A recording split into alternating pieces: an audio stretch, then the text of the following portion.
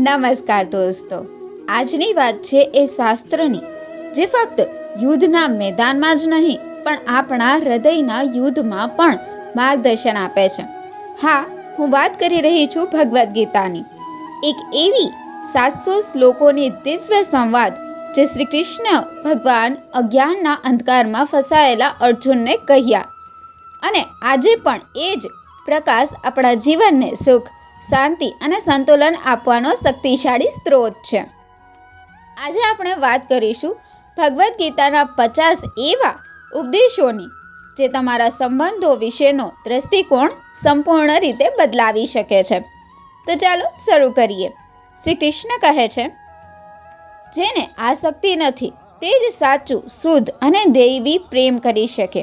પ્રેમ એ માલિકી નથી, પ્રેમ એ મુક્તિ છે. પ્રેમ ફક્ત ભાવનામાં નથી, તે તો સમગ્ર સર્જનાની મૂળ સત્યતા છે. જ્યારે મનની ઈચ્છાઓ શાંત થાય છે ત્યારે વ્યક્તિ સ્થિર બુદ્ધિવાન બને છે. સંબંધોમાં સૌથી મોટો શત્રુ છે અપેક્ષા. જે સમયે આપણે કશું જ માગતા નથી ત્યારે પ્રેમ સૌથી શુદ્ધ બને છે. સાચી ભેટ એ છે જેમાં હૃદય હોય, સ્વાર્થ ન હોય. આસક્તિમાંથી ઈચ્છા જન્મે છે, ઈચ્છાથી ક્રોધ, ક્રોધથી મોહ અને મોહથી નાશ. એટલે સંબંધોનું સૌપ્રથમ રક્ષણ અપેક્ષા અને ક્રોધથી મુક્તિ છે. સાધુ, પાપી, મિત્ર, શત્રુ બધા પ્રત્યે સંભાવ રાખનાર જ સાચો યોગી. જે થયું તે સારા માટે થયું, જે થઈ રહ્યું છે તે સારા માટે થઈ રહ્યું છે. આ સ્વીકાર તમારા સંબંધોને શાંતિ આપે છે. પ્રેમ અને કરુણા ત્યારે જ જન્મે છે જ્યારે તમે સ્વાર્થ છોડો. જેમાં દંભ નથી, ઈર્ષા નથી, તે મારા નજીક છે. જે સર્વત્ર પોતાને જુએ છે અને પોતાનામાં સર્વને, તેને કોઈ સાથે દ્વેષ રહેતો નથી. સંબંધોને ટકાવવા માટે અંતરમાં સંભાવ આવશ્યક છે.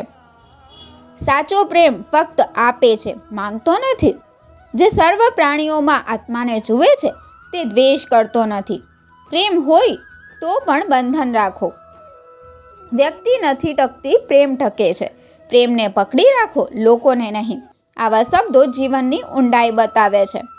નિસ્વાર્થ પ્રેમથી જ શાંતિ મળે છે. પ્રેમ એ સીમિતને અસીમ સાથે જોડતો પુલ છે.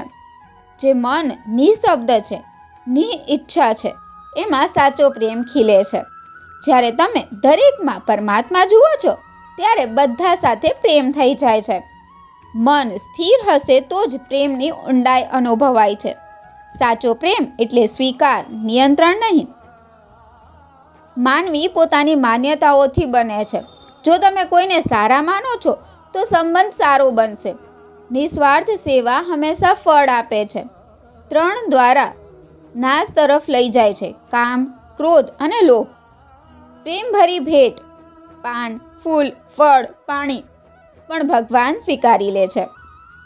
જ્યારે તમે નિયંત્રણ છોડો છો ત્યારે દૈવી પ્રેમ વહે છે. પરિવર્તન બ્રહ્માંડનો નિયમ છે. સંબંધોમાં બદલાવાને સ્વીકારો. ફળની અપેક્ષા વગર કરેલું કાર્ય પવિત્ર છે. જે મન જીતી લે છે તે સર્વ જીતી લે છે. સુખ દુઃખમાં સમ રહેવાનો અભ્યાસ પ્રેમને શુદ્ધ કરે છે. જે પોતાની ઇન્દ્રિયો પાછી ખેંચી શકે તે સ્થિર બની શકે છે. તમને કર્તવ્યનો અધિકાર છે, ફળનો નહીં. જે બીજાના સુખ દુઃખને પોતાનું માની લે તે શ્રેષ્ઠ છે. સાચા પ્રેમ માટે હૃદય સમર્પિત કરવું પડે. મન મિત્ર પણ છે અને શત્રુ પણ. વિનમ્ર હૃદયમાં ધીરજ અને માફી જન્મે છે. સમય બધાનો અંત લાવે છે. આત્મા ના તો જન્મે છે ના તો મરે છે. તેથી સંબંધોનું મૂળ તત્વ ઉપરથી નહીં, આત્માથી છે. જે ઈચ્છાઓ છોડે છે તેને શાંતિ મળે છે. સુખ દુઃખ ઋતુઓ જેવા છે, આવવા જવાની વસ્તુ. શંકા રાખવાથી સુખ નથી. ભૌતિક સુખ અંત ધરાવે છે પણ કૃષ્ણમાં આનંદ અનંત છે. જે સ્વને જીતી લે છે તેને જ શાંતિ મળે છે. કાર્ય કર, પરોપકાર હૃદયમાં રાખીને. એક જ ઇન્દ્રિય મનને હડફેતી કરી શકે છે. ક્રિયાના મધ્યમાં અકર્મ જોવા એ જ બુદ્ધિની ઊંચાઈ છે. કર્મ કર, કારણ કે નિષ્ક્રિયતા નાશ લાવે છે. જેમાં દ્વેષ નથી, કરુણા છે અને મારું ભાવ નથી, તેને ભગવાન પ્રેમ કરે છે. સાચો યોગી દરેકમાં ભગવાનને અને દરેકમાં પોતાને જુએ છે. ફળની ચિંતા કરનારને ક્યારેય શાંતિ નથી. તમારા સંકલ્પથી તમે પોતાને ઘડી શકો છો.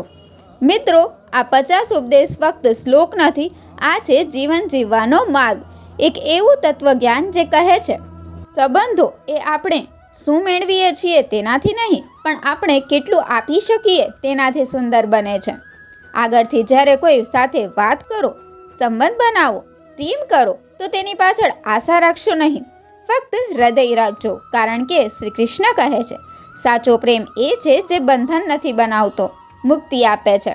જો આ વિડીયો તમને ગમ્યો હોય તો લાઈક, શેર અને સબસ્ક્રાઈબ કરવાનું ના ભૂલતા.